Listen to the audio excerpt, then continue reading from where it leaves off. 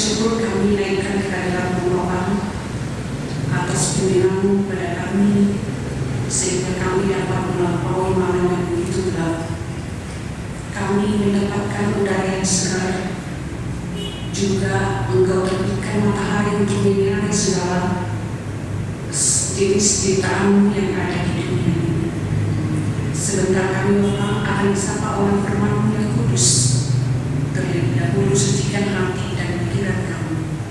Dalam Kristus Yesus kami berdoa dan mengucap syukur. Amin. Renungan pagi pada pagi hari ini tertulis di dalam 2 Raja-Raja pasal yang kedua ayat yang ke-12. Demikian firman Tuhan.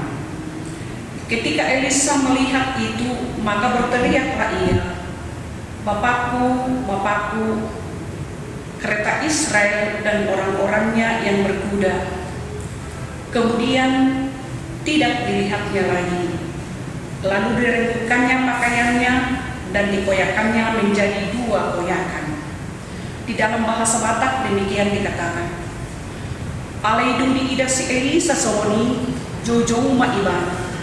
O damang kuretani Israel dohot akajomma parsibudulan maduko dungi dang bini ida ibana laus dibuat maulusna jala diribahi bola dua. Demikian firman Tuhan. Saudara-saudara yang kekasih di dalam nama Tuhan Yesus Kristus, pada pagi hari ini firman Allah menyapa kita untuk menguatkan kita dalam menjalani kehidupan hari demi hari. Jadi kemarin kita telah merayakan pesta kenaikan Tuhan Yesus Kristus ke surga, bahwa yang boleh kita lihat ada perbedaan Tuhan Yesus Kristus mengalami kematian secara badani, dikuburkan, lalu ada kebangkitan dan ada kehidupan serta naik ke surga. Tetapi kalau Nabi Elia adalah tidak mengalami kematian secara badani, namun dia langsung terangkat ke surga, duduk di sebelah kanan Allah Bapa. Untuk itu Elisa adalah seorang nabi yang berasal dari Yehuda. Ia bekerja sebagai penolong bagi Nabi Elia. Namun yang menjadi pertanyaan, siapakah Nabi Elisa? Elisa berasal dari kata Ibrani atau kata Yunani Eleuseus, yang berarti Allah itu juru selamat. Ia dipanggil untuk menggantikan Nabi Elia dalam melanjutkan tugas pelayanan di kerajaan utara. Dia adalah seorang anak yang berprofesi sebagai seorang petani. Bahkan ia adalah seorang petani yang ulet dan yang tekun, karena ia memiliki etos kerja yang sangat baik.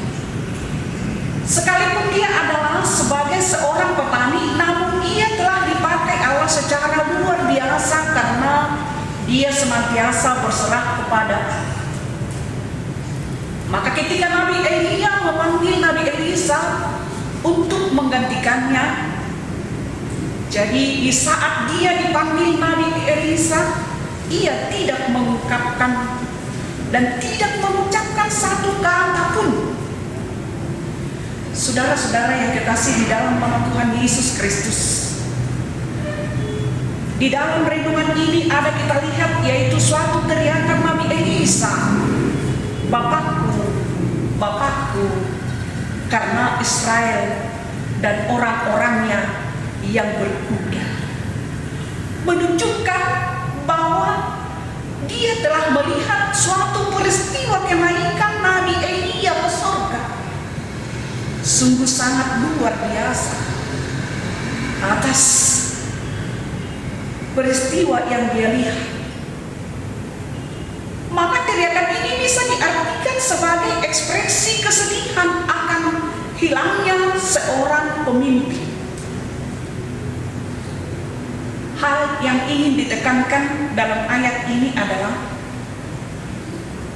Nabi Elisa memang melihat apa yang terjadi, apa yang menjadikan dia seorang penerus yang sah atas kuasa Nabi Elia dan peranannya sebagai pemimpin. Jadi Nabi Elisa memang ada kemampuannya melihat dan mengalami dan memahami dunia spiritual. Memang yang kita lihat adalah kesetiaan dan kesungguhan Nabi Elisa mengikuti Nabi Elia tidak sia-sia. Jelas bahwa Nabi Elisa telah memperlihatkan dirinya sebagai murid yang setia dan kesungguhannya untuk mengikuti segala perbuatan Allah.